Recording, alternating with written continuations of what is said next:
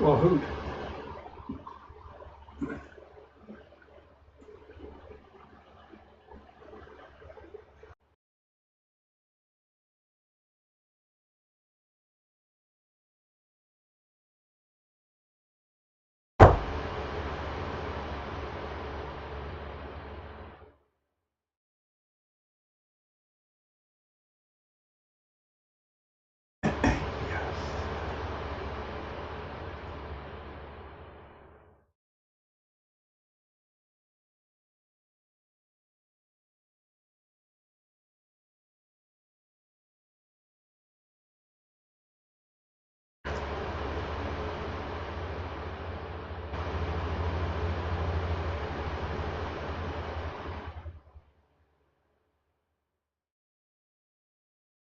All right.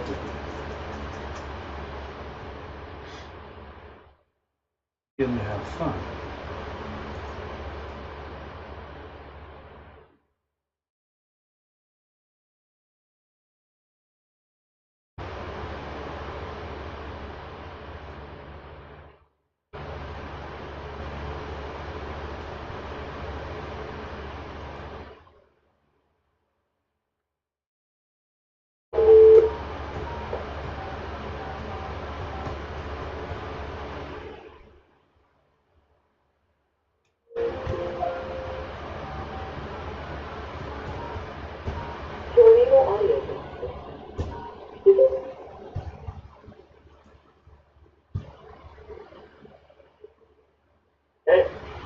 Hey, so I'm here. I'm still getting ready, and we are live. Did you tweet? Yeah. Yes, I did. That's a personal question, isn't it?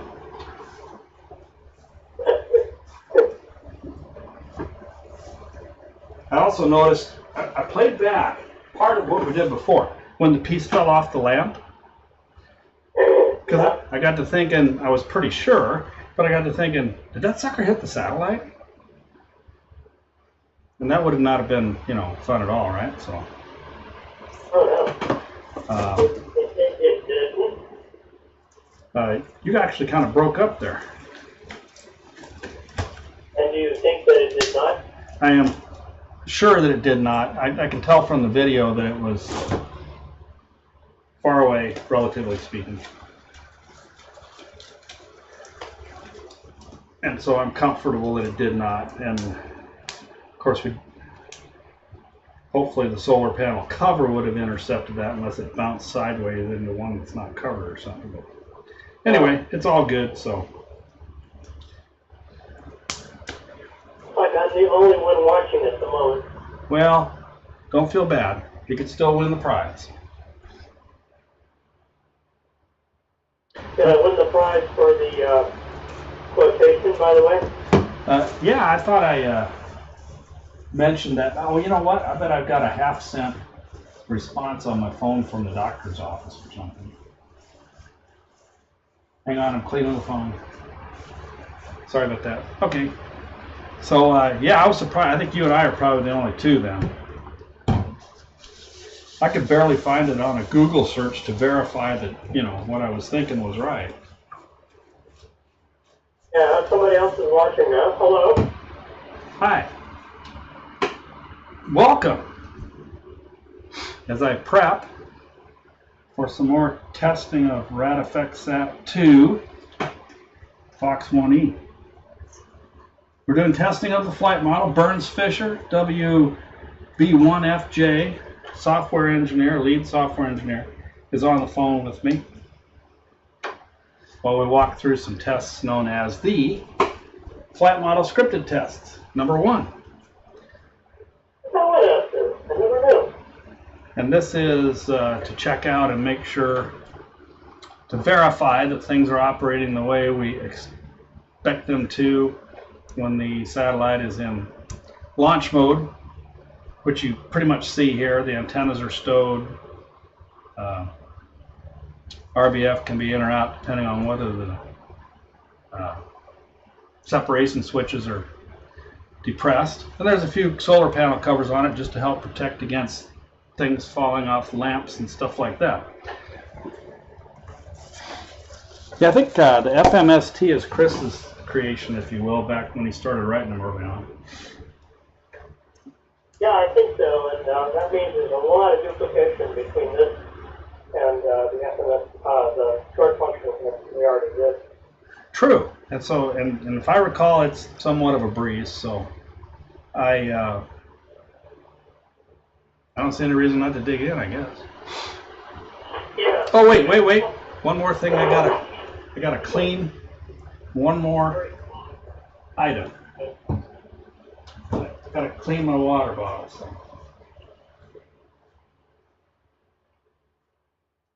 Don't want no CubeSat developer workshop oils and fingerprints getting on my gloves, right? All right, highball.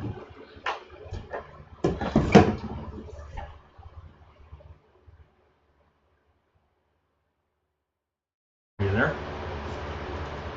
I'm here. What did you just say? Highball? Highball. Railroad for proceed. There you go. Oh. I won't say that when it matters. I thought it meant I need a drink. Yeah, maybe when we're done. It's a prediction. Okay, let's see. So this actually does not start up with, plugging it in at all. It assumes that you've got something connected to it. Well, the umbilical's connected. I don't have it powered on or a terminal yet. So where should we go? Looks like you power it on and everything. That's not in this particular script, but that's what it wants. Power is on, and I kick it into IHU. Yep. And we're exiting bootloader.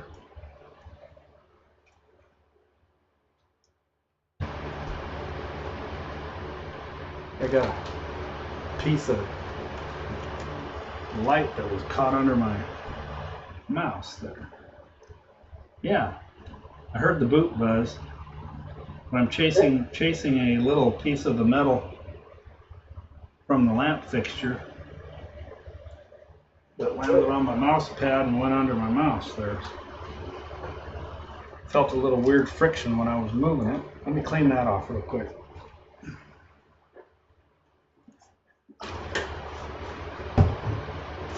You gotta keep your clean room at level sorta. Pretty. I go with pretty. The metal strip has gone down to sorta. Yeah, well, you're right. So we got we're doing the FOD cleanup here, right? Right.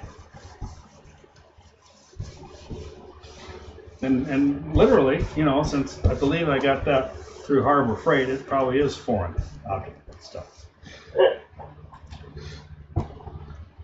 All right.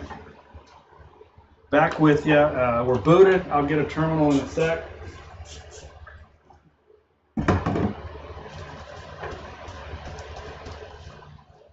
Dude, there's some more over here. Telling you.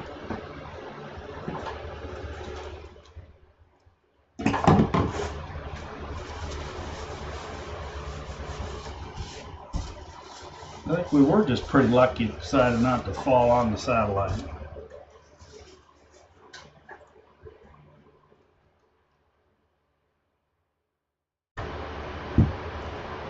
Actually, I prefer it like this, so I can see the charge light and all that good stuff.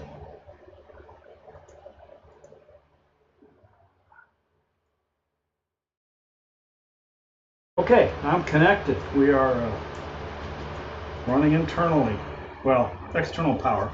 The IHU's running.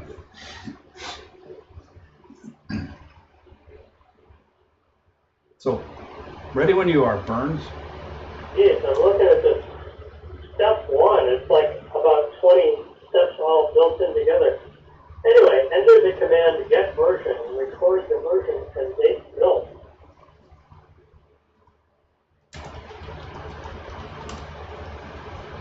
The version is V like Victor 5.5 Papa. V5.5P. And date built is March 27, 2018. Okay.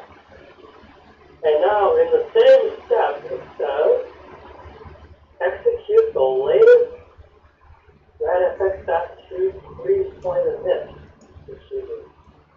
1 second.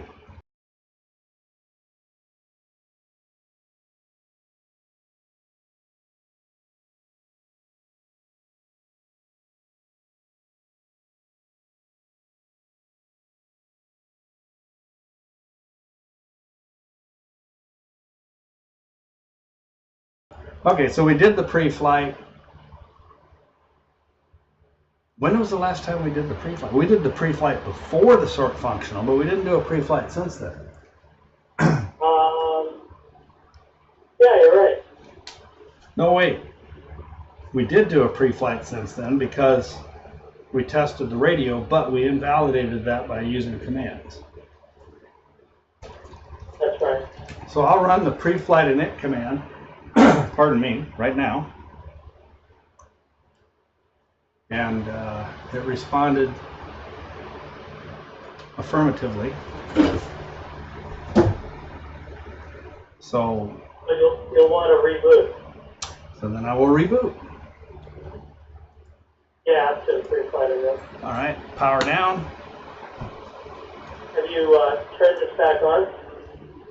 Yeah, we're hot audio. You want to say something? No, I was just wondering if when you turn the audio off, you always get that picture. No, that's a separate thing. Okay. And I kicked it out of bootloader.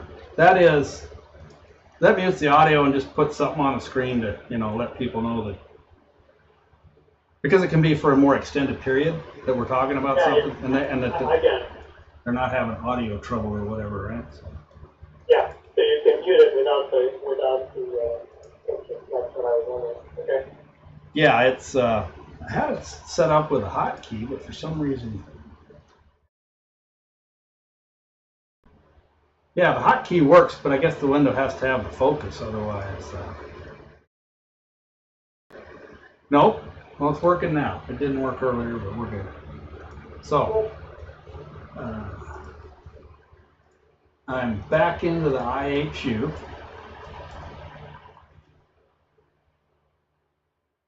Okay. So then enter the command get mode. Make sure it's still in safe mode. Get mode. Satellite is in safe mode. Okay. Let's see the next step. I gotta order Kimwells.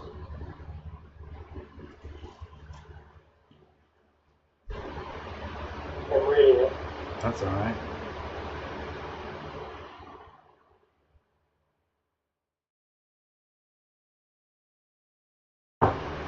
Whoops, I was going to take my watch off. So you don't have to listen to it whacking the desk.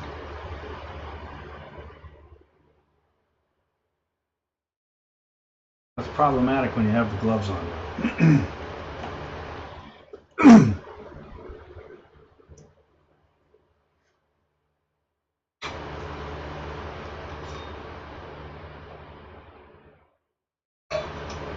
Okay, so the next step actually says execute the short functional test entirely.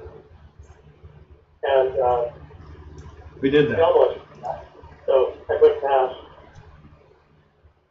Yeah, actually, I guess what that is just repeating what we had done earlier. So, okay. Right.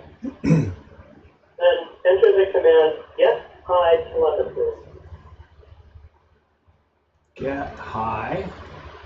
Check. The high header should contain FOX ID 5, Check. reset count, uptime, reasonable numbers. I think they should both be. Reset time should be 0, I think, within a pre-flight. Reset count. That's yeah, that's it. so. Check on the Fox ID and the reset count and uptime are what I would expect.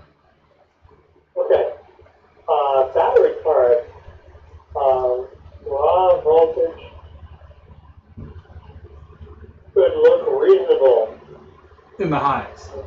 Maximum value. Yeah, this is maximum, so.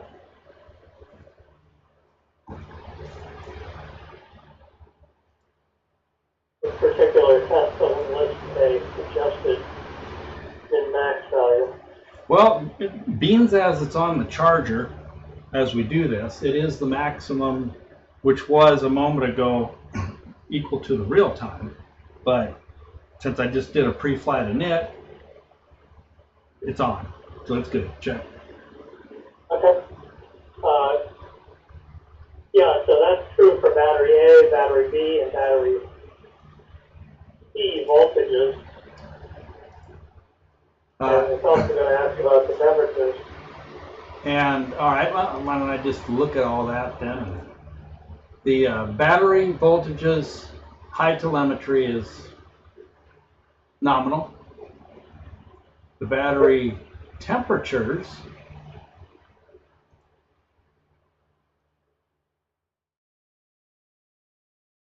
nominal. What else? Battery current? Battery card temp. It says current, but, oh yeah, temp is next. Temp is nominal. When I say nominal, I mean that it is the high. It's not some other value. Sure, yeah. MPPT, X voltage. The voltages. Okay, let me just look them all over here. Because what I'm doing is a real time and then a high. Yeah. To compare, and also a low to make sure they're not stuck, so to speak. So is it asking for numbers or just verification that they are the highs? That's verification that they're reasonable. So you got 6 checks for the voltage.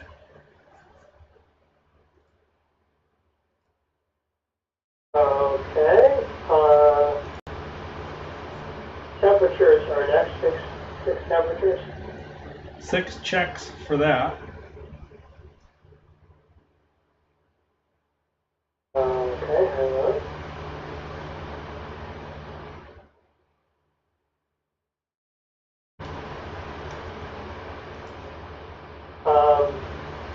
Transmit CAA current.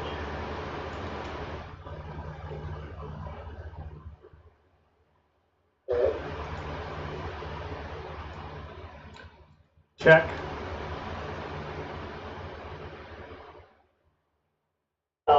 Linear transponder.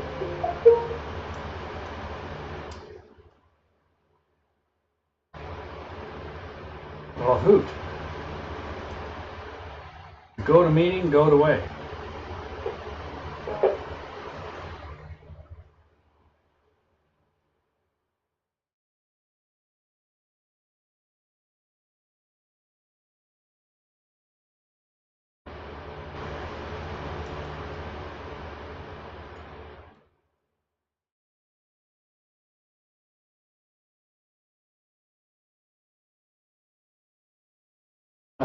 Sorry, folks.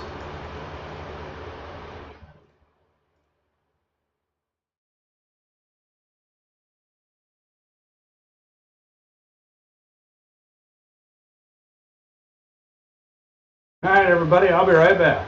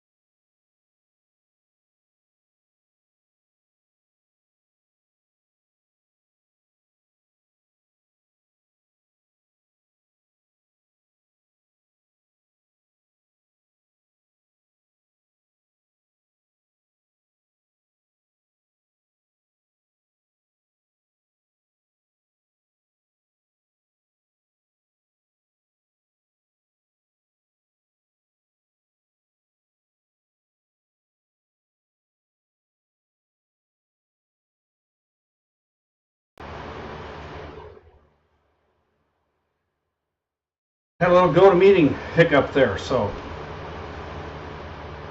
we had a small discussion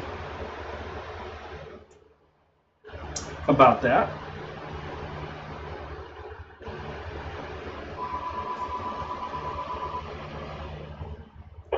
And there you are. I'm going to flash you and cut out the call waiting, so I'll be right back.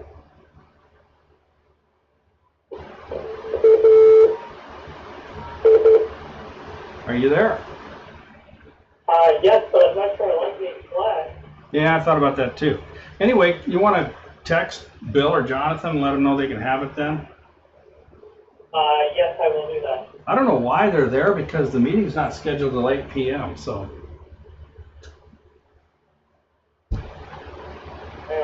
Actually, it's not scheduled till Wednesday. Whatever. Tell them they can have it. I'll worry about that later. So Bill Reed and Jonathan? Yeah, they're the only two that have access that would use that meeting that they fired up.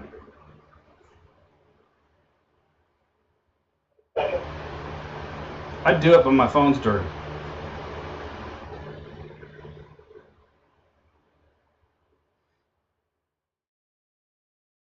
So to speak. I guess I could clean it. I may need it.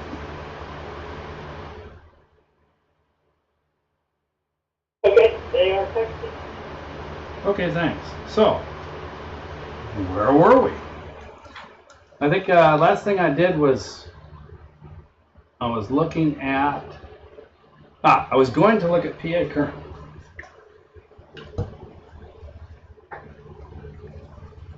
Yeah, right. We're looking at the batch. Yeah, you got kind of quiet there, so I don't know if you moved your mic or what. Well, it's my phone, which is on my camera. Oh, that's okay. You're there. Just with the fan, you know. So, TXPA current. 252, 251, TXPA current is check. Okay. LC step? Is there any way you can up your volume slightly? I'm maxed out. Hang on, just quick. Let me try headphones for the speak for the transmitter.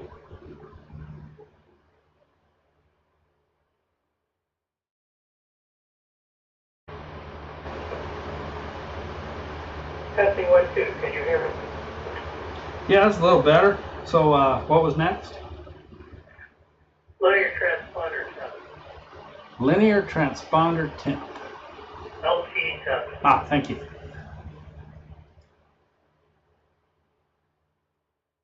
Check. Okay, now under the ICR, RSSI max. RSSI max.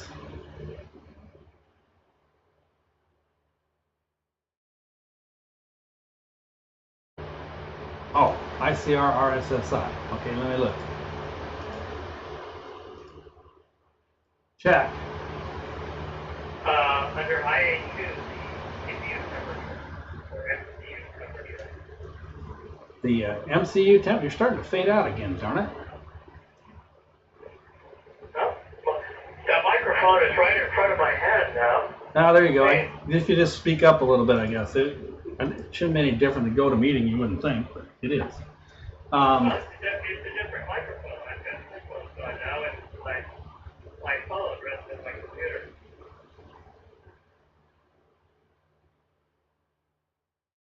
MCU temp? MCU temp.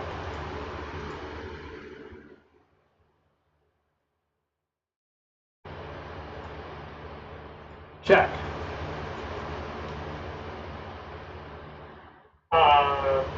Now under unique max, safe mode equals 1, auto save active 0, auto save enabled 1. Safe mode active equal 1. Auto safe mode active equals 0. Auto safing allowed equal 1. Okay. Under IAQ, These are the, now we're gonna, let's record those bids together. Are we gonna? Let me see if I need to record them. Well, if these are highs, I'm not sure that makes sense. Yeah, you're right. I don't need to record it. I just wanted to see that it makes sense. All right, checking. So,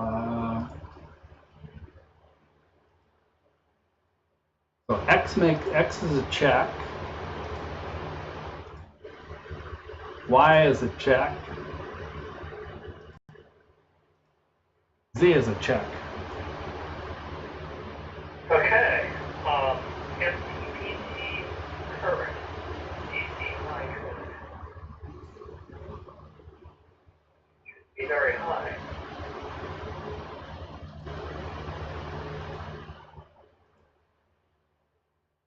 It works out just right because it's 89, so it's a check. Real time's 88 and low was 87, so just enough to discern a difference. Oh, very good.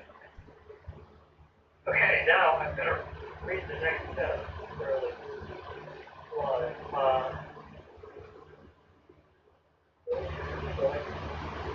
So now this is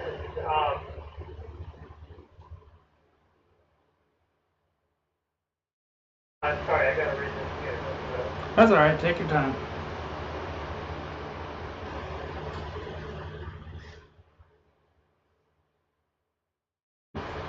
Meantime, I'll try to use the fingerprint sensor on my cell phone like an idiot.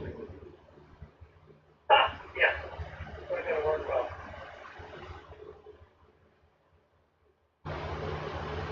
So this next test says, select one of the tasks that should report into the watchdog and cause it to fail. Yeah, skip that. Well, I mean, I think you can do it by the command is reset ISU, which does exactly that. But that said, that's been done like a million times in development. So, I mean, you can do it or not as you wish.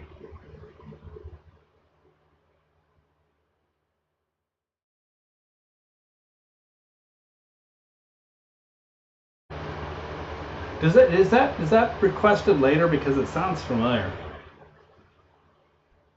Is what requested later? A reset IHU. I guess let's just do it and keep on moving. Okay. So reset IHU just halts the watchdog, right? Yeah. And that's the software one, if you will, right? That's right. All right, reset IHU command going.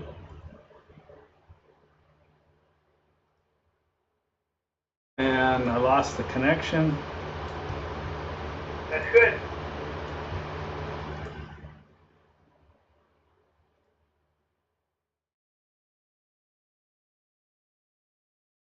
Out of bootloader.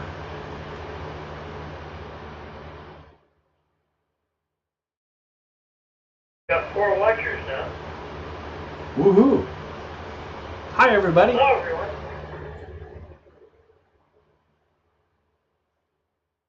And yeah, also that since you're kind of weaker, they may not hear you well enough to know who you are. Anyway, I'm back into the IHU. Okay, I just wrapped the cord around my head so it shouldn't stay. Minimal difference. Don't choke yourself. Hello. So what you're supposed to do now is to wait a second. Get high telemetry and look for the IAU hard error code. And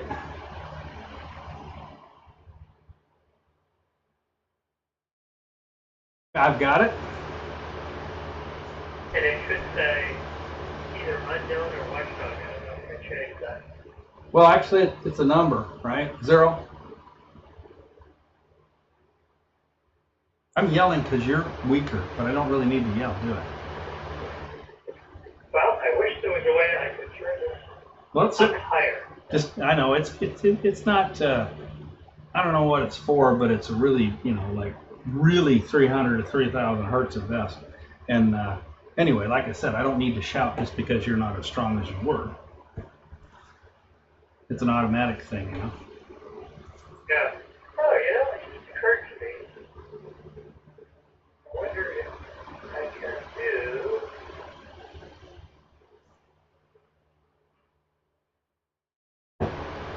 audio, video, audio. Just wondering if I had Bluetooth connection to my computer so I could go back to the old way, but that's it. Anyway, so IAQ hard error code is just a number, it doesn't translate. That's correct. So, could you try guessing that? If that hasn't translated. Getting status, IHU reset cause equals 0.0x0. So 0 hex, that's a step up. It doesn't have something in parentheses? That's correct. Huh. Well, okay. I'm just going to note that and you know, look back at the code to make sure that's not a problem. I could have sworn it told what the reason was. Well, let's verify the version number, eh? 5.5 Papa, right? Yeah. Okay. Okay, I'll check later. Cycle through other ways the satellite could be reset. And I think the only other one that we could do is checking the external watchdog, and I don't remember what the command is for that. Can you do I mean, if you want to do this, can you do help for the command? I did. Like external watchdog. So let me, commands useful for testing. There's a test external watchdog. Yeah. Good. Test external watchdog. I know that's somewhere else, but anyway, I'm doing it right now. And I'm going to expect that we'll power cycle, right? Yep.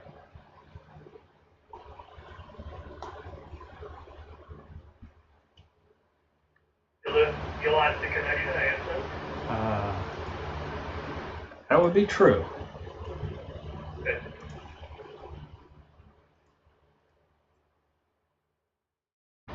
And we're in bootloader and we're out of bootloader. So moving on. Give it a second. When it boots, I'll be ready for more.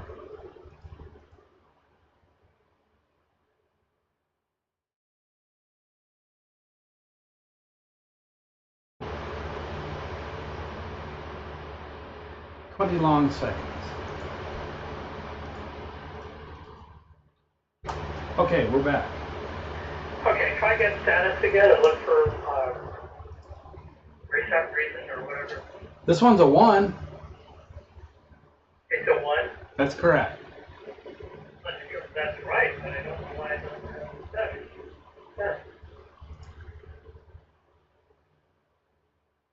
Yeah, 1 is my power cycle. And hard error code on the high till M also shows 1, so they're in agreement. Yeah. Well, you know, I wonder if it's thinking of Voxelant, because Voxelant certainly translates that. Yeah, Anyway. I don't recall this ever having done it, so if you didn't make some changes recently. No, I didn't. Okay, I'm probably thinking of Voxelant. Okay. Now the next step is to get load telemetry. And look at the same values we did before. That is correct. All right, so I'm going to do battery voltages. Yep. And A is check. B is check. And C is check. Now temperatures. A is check. B is check. C is check. Okay. Now we're doing Current? card current. Current or temp? I don't remember doing current on the last one. Battery current. Well, you know what? I can do both high and low just for satisfaction on this one. Sure. So battery current is a check. Okay. Do we want battery card temp? Yes. And that's a check as well. No MPPT. Which one? The card temp? Well, the voltage is reversed. Okay, voltages. So plus X, check, minus X, check, plus Y, check, minus Y,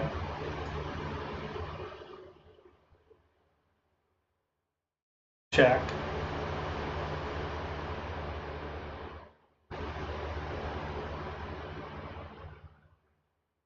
plus Z, check, minus Z, check. Okay. Now AMSAT.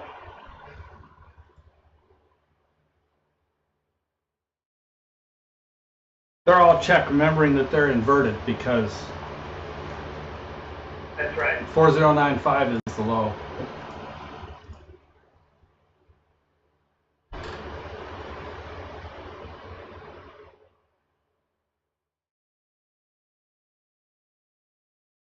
And card temp.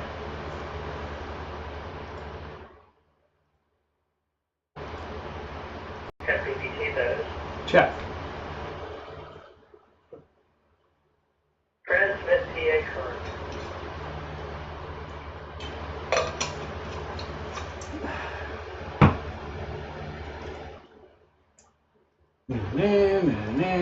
Check.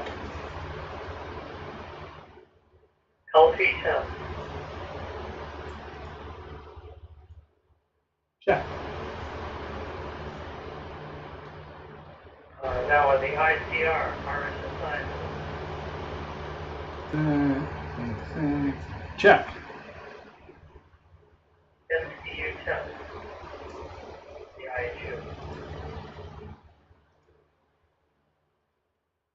MCU temp is check.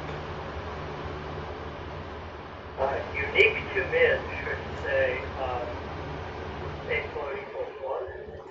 Safe mode active. Safe mode active equal 1. And now the IHU X, Y, and Z spin the MEMS value. You want to record them or just say they look good? I just say. Let me compare them.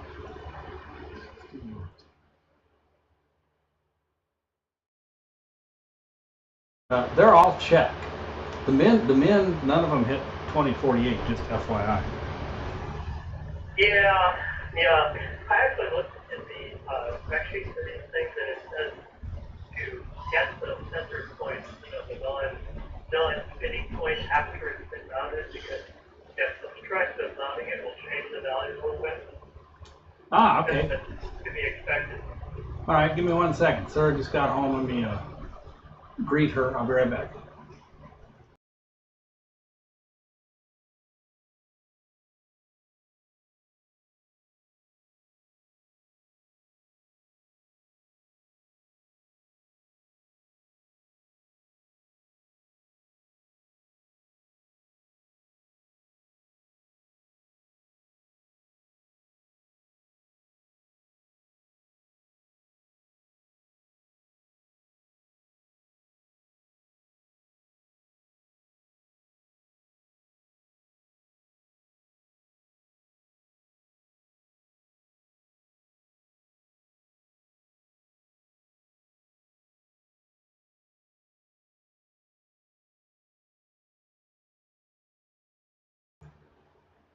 All right, wrist strap.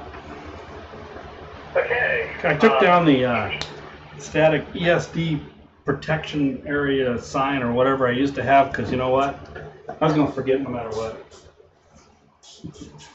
Could have stamped it on the inside of my glasses and I'd forget, Well, at least you're leaning on the static Yeah, I don't know. It's now on our 5th satellite, and it's become a good habit. So, take it away. What's next? FPPT courage. Again, looking at reasonable and minimal. Oh yeah, that's the. Well, it was 87, 88, 89. Check. Unique to bin. I choose soft error contains the following. Give me 1 minute. All right, soft errors. Go. DAC overflow should not be very high. 33. Okay. I squared C retry. 0. SPI retry. You know what? I'm sorry I read you SPI, but it's 0 also. Okay. And there's 2 I squared C, of course, and they're both 0. Yep. And MRM CRC. 0. Very nice. Good. Get real-time telemetry and look for number of ground expanded telemetry resets. It should be 0. Yeah, that's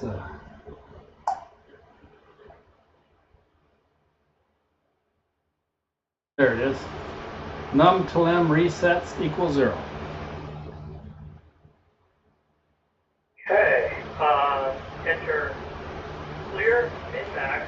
Wait 4 seconds. And then I'm going to want to look and see if they're all about the same. Yeah, exactly. Okay, so Get high, get low, get real time. Yep. I'm just going to do the command, wait 4 seconds, and then start toggling back and forth between them real quick to see what I see. So here I go.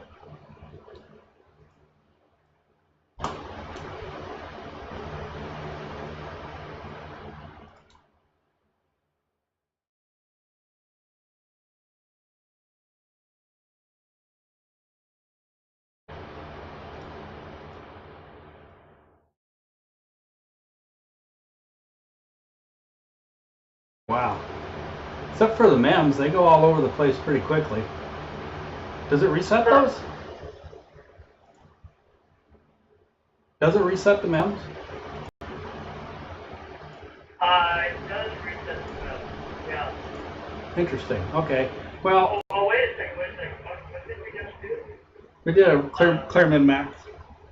No, yes, it resets the min-max on the map.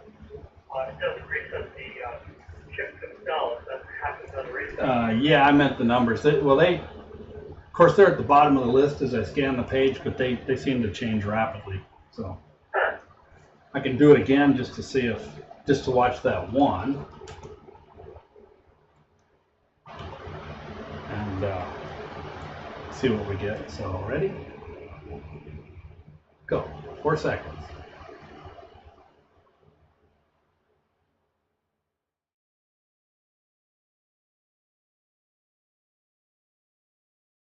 Yeah, I think it's good. Okay. The low matched the min real time, although the high was slightly higher, so whatever. Yeah.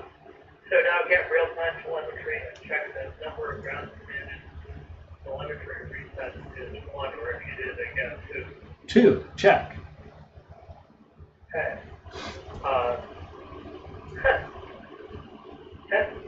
So you can do this or not.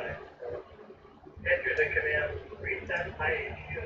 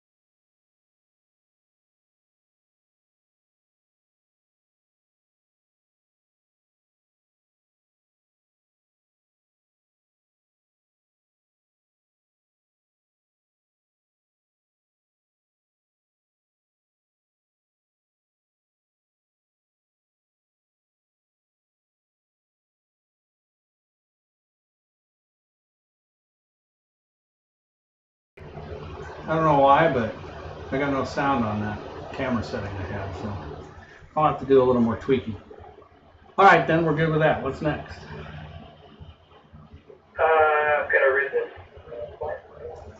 Flight model should have a charged battery and ready for operation. For this and subsequent tests, do not let the battery fall below 3.6. Is that where we're going to run it down?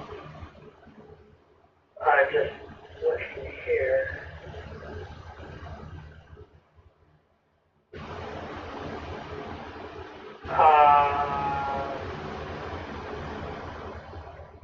No, this is checking the deployment switches. Oh. So what's the summary of how it wants to check? Okay. Hold deployment switches depressed. Removing RBF. Wait 2 minutes. Nothing should happen. Release one deployment switch, but not the other. Wait 2 minutes. Nothing should happen. You know what? That sounds an awful lot like DITL. Yes, it does. So another one of those kind of dinosaur things. Yeah, it's a little faster than DITL because you're not, putting the RBF pin back in and pulling it back and waiting 2 minutes again. Yeah. Well, Change. that's cool. Yeah, and that's where the overlap starts between FMST1 and 2 and DITL is. Yeah. So as DITL developed, when we got to that point, it actually wound up incorporating a lot of that and expanding on it. So. Yeah. So, hey Jerry, can you go to iFire for a minute? We'll be right back, folks.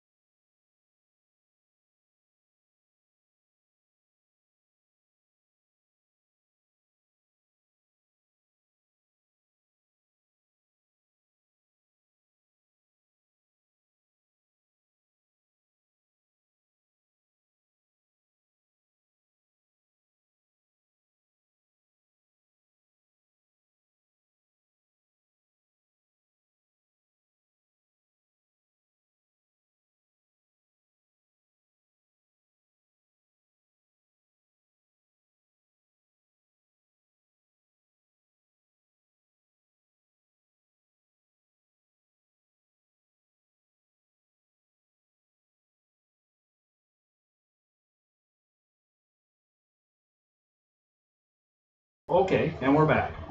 So, are there more steps after that?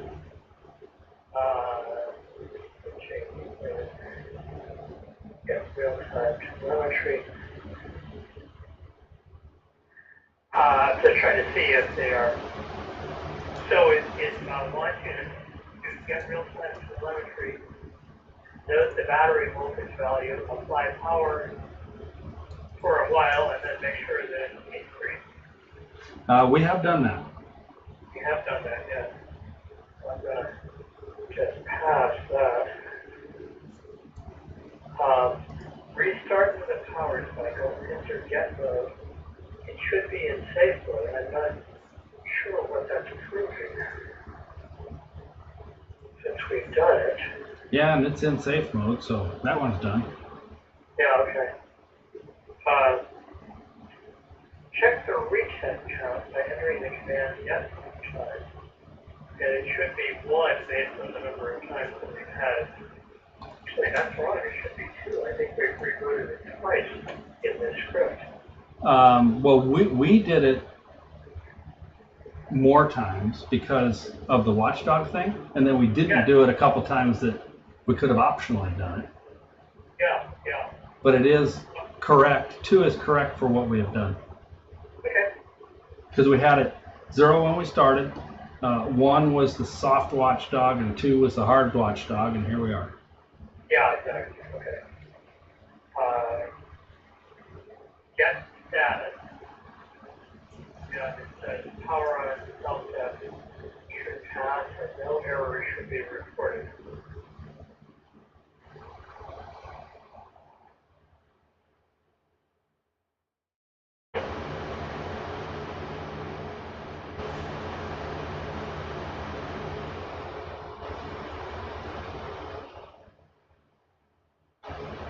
I'm reading.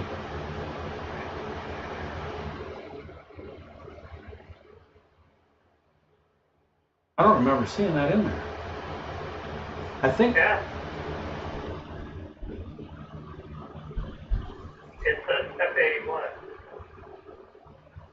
F81. Well, status has nothing about post. Well, that's good. So either So we should have put in there that, post failed or post success. well, kind of. I mean, it's like if you're reading this, you're too close. If we're reading this, the post worked, right? No, because with the umbilical list, it will still run even if post fails. Oh, okay.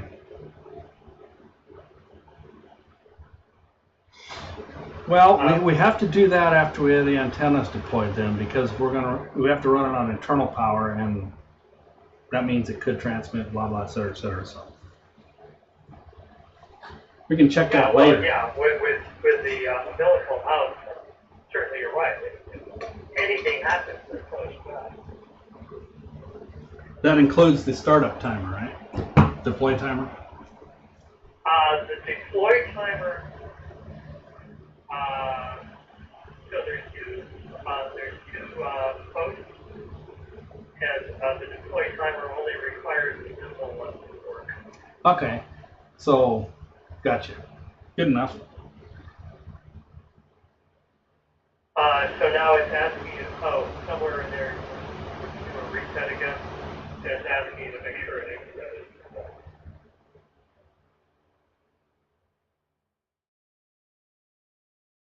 And then the last thing is to do pre-flight edition. Okay. So I'm going to throw a little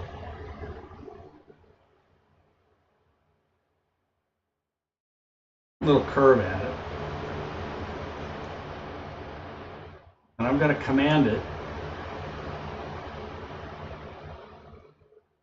to reset. IHU. Sure. And then I can find it. Oh, actually, there's no reset, is there? Yeah, there is. It's software. Oh, all right. Give me a second. Yep, there it is. So I'm gonna just real quick, no parameters. That's right. All right, we'll do that later,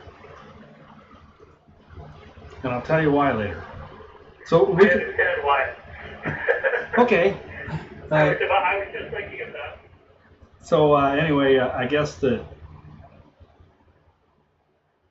if we're going to pre-flight it, then I'll go ahead and do a reset IHU, and we'll see if it increments, and then we can do the pre-flight. That's good.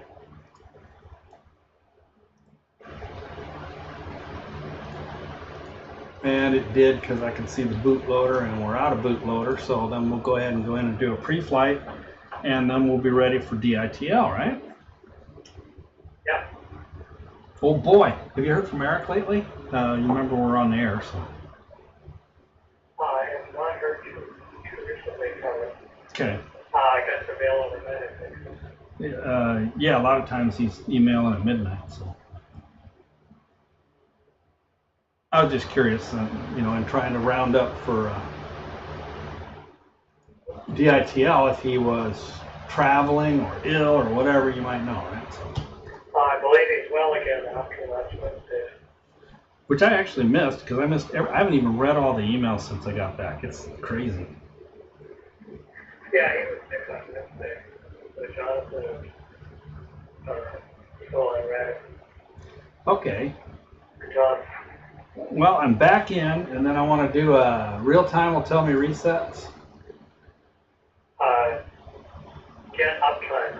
Got to do it. Well, I thought real time had a timestamp. You may.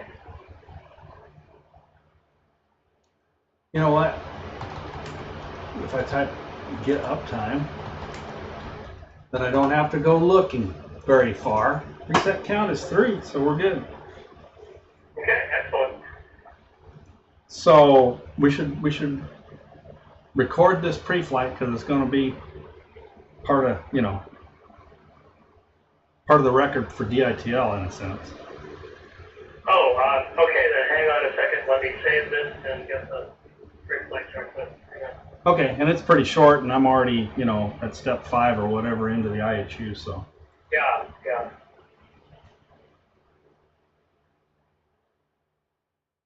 So, for those of you following along at home, you can't see me, but you know what? I can fix that. There I am.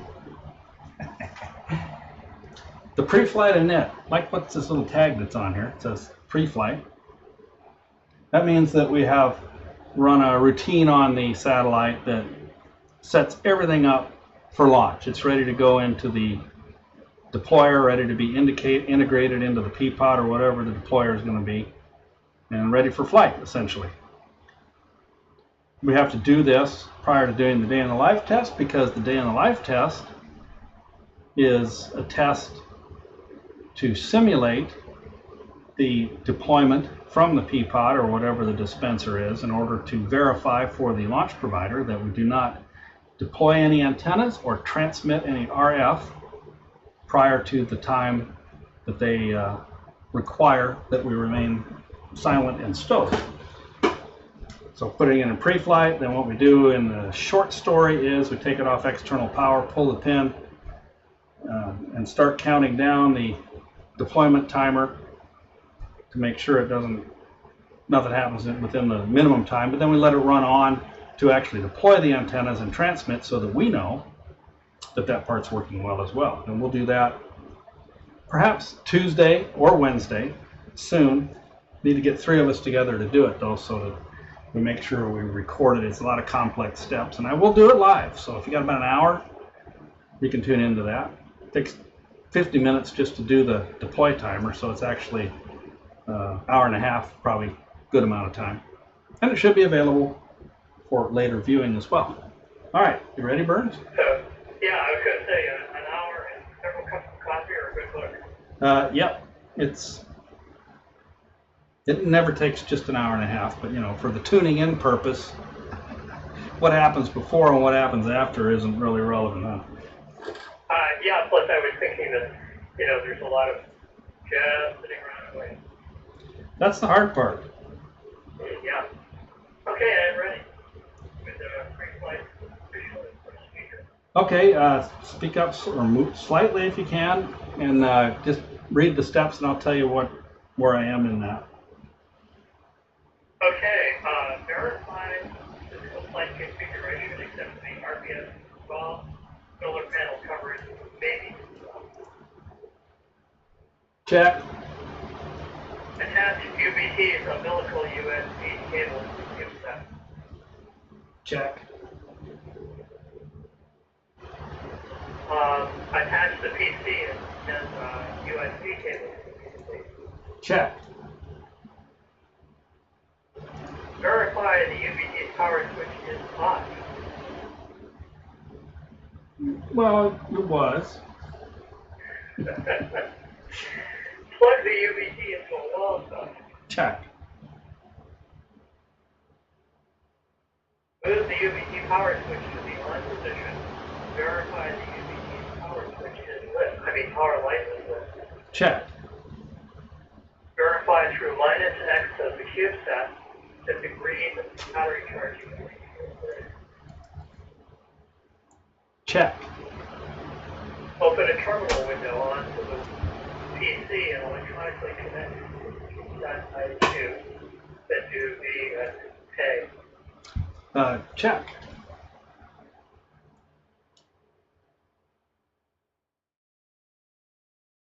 Open a new terminal to the PC and electronically connect. Check. Yeah, okay. And that's where we are now. I understand, yeah. In the terminal window, type flght to hit. Press enter. Verify the end response of all variables initialized and ready for flight.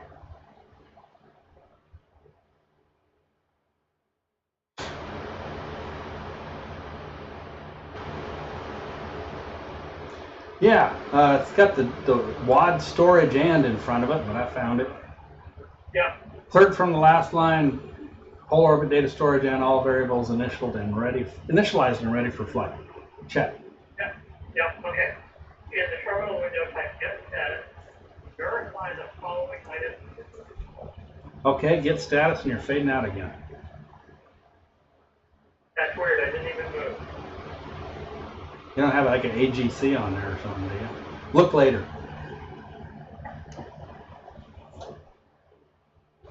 You ready? Yep. It's supposed to get status. Soon check the on orbit flight fall. Check. Type get and status. Oh, that's it from that one, huh? Yeah. All right, check. And check that transmit antenna is not deployed and receive antenna is not deployed. Check, check. And now you can move the UPC power switch to the off position. Check. Disconnect the cable from the CubeSat umbilical cord. Check. Disconnect the UPC from the wall outlet and the PC. Check. Mark the satellite as being pre-flight. Pre-flight init flag, or pre-flight flag is attached. Cool. Okay. We're done. All done. Cool. So DITL is next, eh? I think it is, yeah. Okay, we can email about that, I guess, and when we determine when we can get together, we'll do it. Okay. So for those of you at home, or wherever you are, if you enjoyed the show, feel free to send a contribution to AMSAT. And if you click the follow button,